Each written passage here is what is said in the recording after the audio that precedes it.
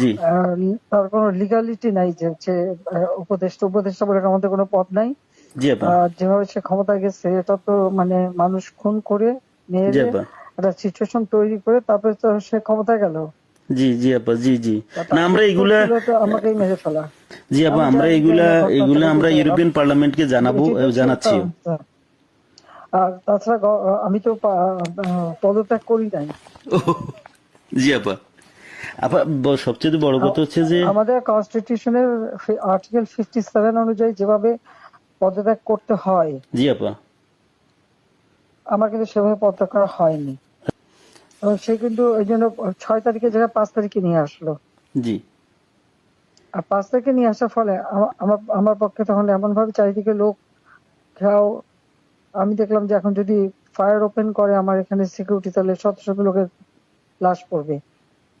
জি আপা জি হ্যাঁ সেটা এত লাশ ফেলে আমি ক্ষমতা থাকতে চাই না।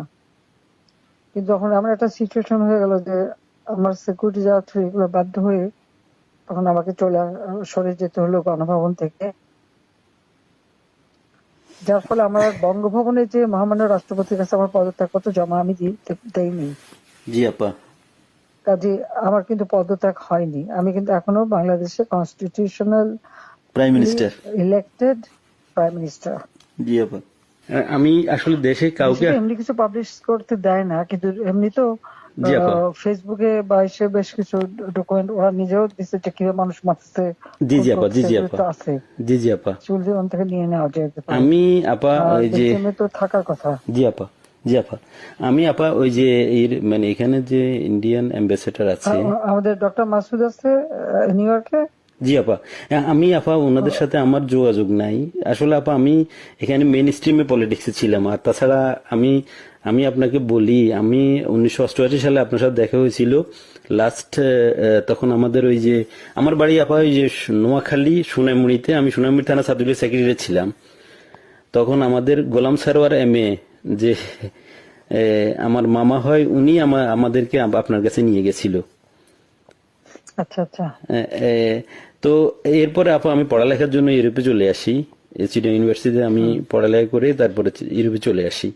তো আসার পরে আপা আমি বেসিক্যালি বেলজিয়ামে মেইন স্ট্রিম পলিটিক্সের সাথে জড়িত ছিলাম কিন্তু লাস্ট ইলেকশনের সময় আপা আমরা অনেক কাজ করছি আমি আমার অর্গানাইজেশন আমার একটা এনজিও আছে এখানে একবারে ফুল প্লেজেন্ট আপনার লবি ফার্ম আমরা প্রায় গত ইলেকশনের আগে ইলেকশনের আগে আমরা প্রায় 180 জন এমপির কাছে আমরা চিঠি দিয়েছি যে কেন মানে বাংলাদেশ আওয়ামী লীগ গভর্নমেন্ট বাংলাদেশের প্রয়োজন কিন্তু এবছর আমরা তারপরও কাজ করছি কিন্তু পুরোপুরি কাজ করতে পারিনি আর আসলে কারোর সাথে তেমন কেউ আমাদেরকে ইভেন আমাদের যে এখানে প্রেজেন্ট অ্যাম্বাসেডর আমি ওনাকে অনেকবার কথা বলার চেষ্টা করছি উনি কখনোই আমাদেরকে অ্যাপয়েন্টমেন্ট দিত না কারণ আমি তো ওইখানে আবার আমি সারাদিন ইউরোপিয়ান পার্লামেন্টেই থাকি এবং আমি ভিতরেই কেন দেবে না, কারণ আমাদের ইউরোপ পার্লামেন্ট আমাদের খুব দরকার।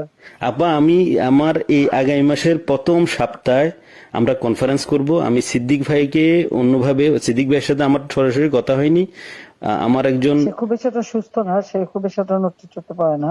জি আপা জি এখন আপা কার সাথে যোগাযোগ করব সেটা হলো কথা আমি চাচ্ছি না যে বেলজিয়াম আওয়ামী লীগের তো নেতৃবৃন্দ আছে, ওদের সাথে কথা বললে ওরাই তো অনেক কিছু দিতে পারবে।